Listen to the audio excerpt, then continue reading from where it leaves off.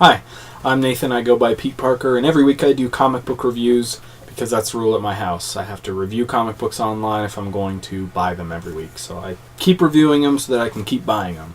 This review is going to be about Punishermax number 13.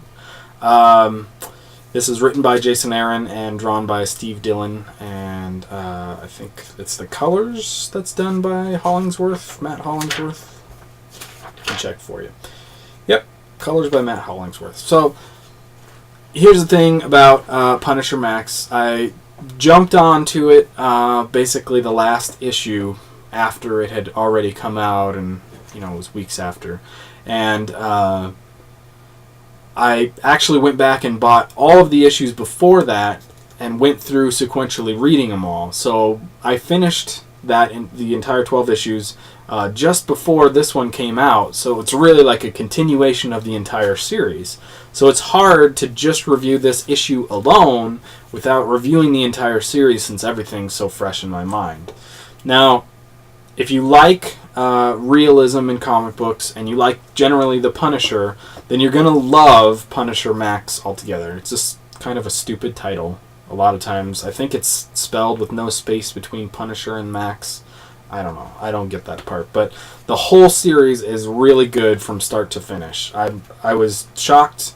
I usually get recommendations, and a lot of times they're pretty good, and I follow up on them. But I'm really cynical. I don't necessarily believe what people say until I experience it for myself. But in this case, I can actually say that everybody that was telling me that I should be reading this book was absolutely 100% right.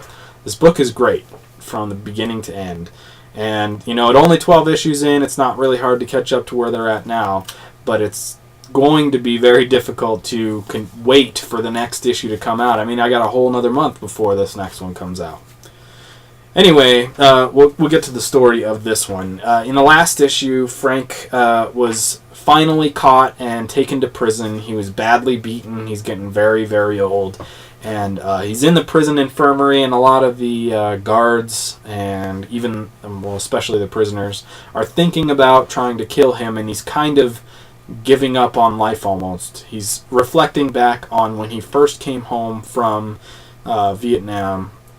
He, in the last issue, he was thinking about right before he came home, how he met a guy who didn't want to come back and wanted to go out and continue the war, even though the war was more or less over for him, and he almost did that.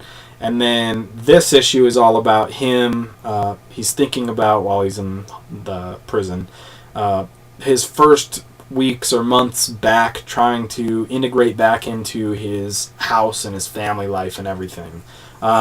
It's really interesting altogether. He tries to get a job. He tries to live a normal life. He tries not to miss being out in the war and killing people and stuff like that. He pretends like he's a normal person. And then at the very end, something happens to a guy that is basically an a-hole or whatever.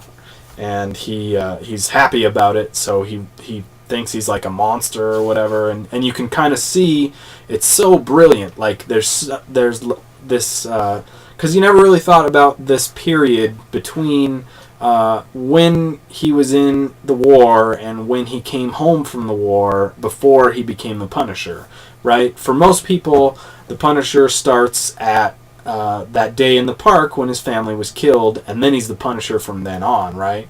Well, this whole storyline is suggesting that maybe there was inklings of him being the Punisher before that, and there was more problems between the time that he was in war and being what he is, and the time when he actually could be free to be what he is again. It's incredible. The whole thing it's a wonderful story. It's a wonderful take on that entire aspect of his personality, and it makes so much sense.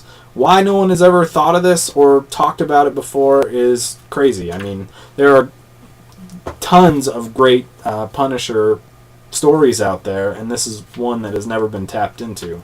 Now, is this true for all the Marvel stuff? It is a Max book, so maybe it's not really true for mainstream continuity or whatever, but it's still really cool. So, again, hard to rate this. At the same time, I'll also say that, the prisoners are trying to figure out how to get at the Punisher, and he's trying to decide whether or not he's going to fight back when they actually get to him. Now that part wasn't all that interesting, because basically the meat of this story is what's happening, or what happened to him between the time that he came back from the war and before he actually became the Punisher, or had reason to. So I'm going to give this book a 5 out of 5, of course. I don't necessarily like Steve Dillon's artwork, but it's weird. Like, the story's so good here, and you kind of get used to it to where it's not something that you don't like anymore. Usually I don't like it. I look at it and all the faces look kind of the same. But by the end of this series, I didn't notice it, and I've even grown to actually really enjoy it. I mean, it's weird, right? So I'm going to, like I said, 5 out of 5. The story's great. The art's great. This particular issue might be a little slow, but it's really brewing all those ideas about who the Punisher was in this interim, and whether or not he was really always the Punisher and he'd been switched on earlier, or he was pretending not to be, or he actually was turned over to being the Punisher that day in the park. So there you go, 5 out of 5. If you're not reading this series and you like realistic stuff and you generally like the Punisher, you probably really like it. If you're not, if you don't like that stuff, I can't. It's not full of superheroes, that's for sure. I mean, Bullseye was in here, Kingpin was in here, but they're much more realistic takes. So there you go. Really enjoyed it. 5 out of 5.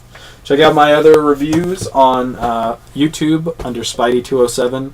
The Marvel and DC databases as Peteparker, and that goes the same for iFanboy and Comic Vine. And if you guys have any reviews of older books, I have a ton of older books that you'd like to see me do. I mostly have Marvel stuff. I'll see what I can do outside of that. Go ahead and request it. Send me a note, send me a comment, whatever, and I'll review some older books that aren't even out there too. It was suggested by another YouTube user, so hey, I got time. I can do it. Just let me know. Thanks a lot, and we'll talk to you next time.